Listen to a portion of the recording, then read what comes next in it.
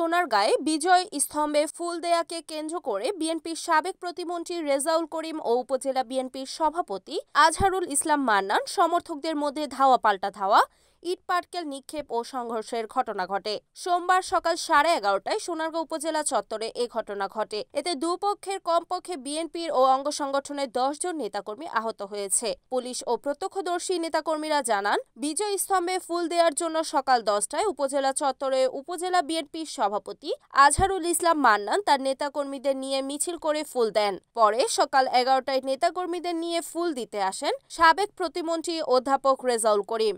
এ সময় মান্নানের লোকজন উপজেলা থেকে বের হওয়ার সময় রেজাউল করিমের লোকজনের সঙ্গে কথা কাটাকাটি হয়। এক পর্যায়ে দুপক্ষের সমর্থকদের মধ্যে ধাওয়া পাল্টা ধাওয়া, ইট পাটকেল নিক্ষেপ ও সংঘর্ষের ঘটনা ঘটে।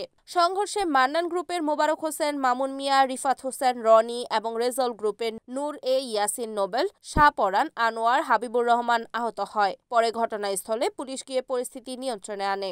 সোনারগাঁ থানার ওসি এম এ বারী জানান, পুলিশ ঘটনাস্থলে গিয়ে দুপক্ষকে শান্ত করেছে। পরিস্থিতি বর্তমানে পুলিশের নিয়ন্ত্রণে রয়েছে। মান্নান ভাই ভবনে টিমি সাহেবের সাথে দেখা করতে গেছে ম্যাডামের সাথে। ওইখানে মান্নান ভাইয়ের লোক যা আছে সব ভবনের সামনে ছিল।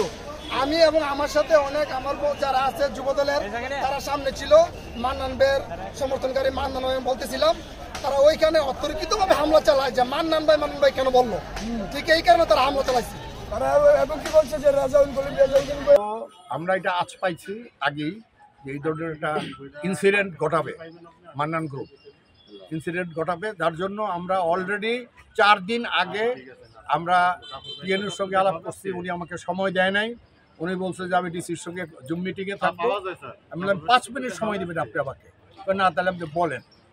আমি ওনাকে বললাম যে আপনি জানেন আমাদের এখানে 2টা গ্রুপ, এই 2টা গ্রুপের মধ্যে যাতে কোনো সংঘর্ষ না হয়, আমার দলের সুনাম ব্যাহত না হয়, সেই কারণে আপনি তাদের যদি 9টায় সময় দিয়ে থাকেন, তাদের 9টার প্রোগ্রামের পরে আপনি 10টা পর্যন্ত 10টায় দিচ্ছেন আমাদের, আমরা তাদের আরও 10 মিনিট সময় দিতে রাজি আছি। তারা প্রোগ্রাম করে তারা চলে যায়, কিন্তু সেই প্রোগ্রাম 11টা পর্যন্ত তারা করছে কন্টিনিউয়াস। তারা উপজেলার থেকে ফোন সিগন্যাল দিচ্ছে আমাদের প্রশাসন যে আপনারা এখন আসতে পারেন। তখন আমরা সেখানে উপস্থিত হয়েছি। উপস্থিত হয়ে আমরা ফুল টুল দিচ্ছি, সব কিছু দিচ্ছি। দেওয়ার পরে আমরা বেরিয়ে যাচ্ছি।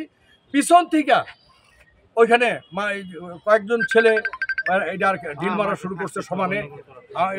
মান্নান গ্রুপের লোক তারা ডিল শুরু করছে এবং ডিল করে আমাদের অন্তত 10-12 জন ছেলেকে আহত করছে। রিপোর্ট খন্দকার সোহাগ, NEN TV, নারায়ণগঞ্জ।